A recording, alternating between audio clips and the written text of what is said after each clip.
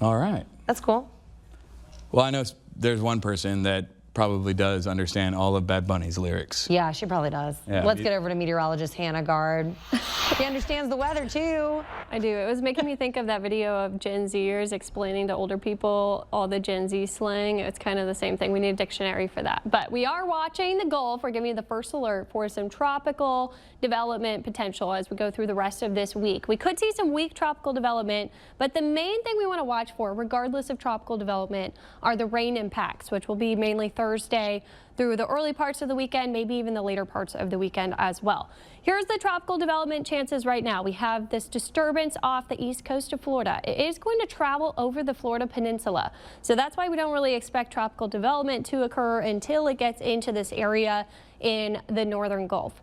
That's where we'll have a more conducive environment. It will have a less land interaction depending on obviously what part of this blob it continues westward. If it takes a more northerly track, there'll be a lot more land interaction than if it drops farther to the south. So right now we're seeing that kind of general spin happening on the surface, trying to come together, but a very displaced area of rain down to the south. The surface low that's trying to form is actually up here to the north. So as it moves over Florida, it's not going to strengthen because of that land interaction, but you can definitely tell this morning looking pretty fiery with all that thunderstorm activity. So the hurricane hunter is going to fly out tomorrow to investigate this, and it's likely going to be over Florida tomorrow morning around 11 o'clock when they do so. Here's what the steering looks like. This water vapor shows upper level pattern. So we have high pressure with the clockwise spin here. There's this somewhat stationary cutoff low that's been sitting over the western parts of the Gulf. That will be interesting to watch if that actually pushes off to the west. But then we have that disturbance over here with an upper level low that's going to steer around that area of high pressure. So the strength of the high is important. How far north this development will be tracking. If it's a little bit stronger, it might take a more southerly path. But once it gets farther west, we have very warm sea surface temperatures, especially near the mouth of the river. So that's why we have to watch this closely. We know that when we have those favorable environment conditions, sometimes the models are not great at really pinpointing what could play out.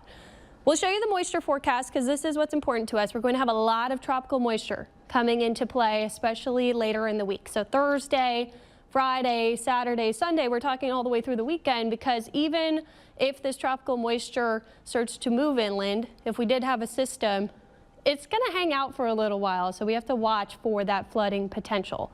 Here's Thursday. We already have a slight level 2 out of 4 risk for flooding for our entire area, southeastern Louisiana and southern Mississippi. And then on Friday, that gets expanded through most of the state, along with that level 1 even farther up to the north. So regardless of development, if there's a tropical depression, weak tropical storm, or neither, we're still going to see those heavy rain impacts. It doesn't have to be a named system to see that flood risk. And it will be pretty slow moving, that plume of tropical moisture, so that's what we have to watch for, the flooding rain.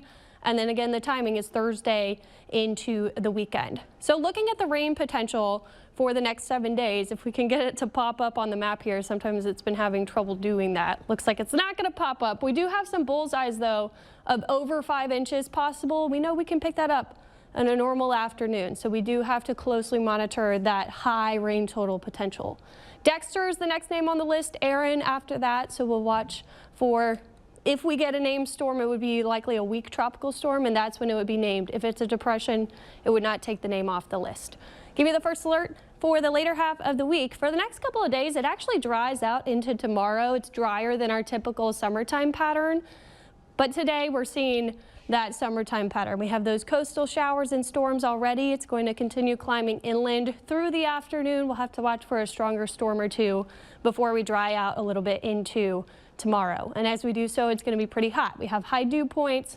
With the drier weather, I think we can get to mid-90s, and we'll be dealing with the heat index well into triple digits. Right now, we're around 103 at New Orleans International. It could pop up to around 108 briefly. We do have a heat advisory in effect, but I think it's going to be hotter Tuesday and Wednesday because we have 95. It'll be pretty dry most of the day, even Wednesday until later. So I think that'll really allow that heat to build. Then we have our eyes on the later part of the week for that tropical development. We will continue to monitor closely. Back to you. All right. Thanks so much, Hannah. Well, research says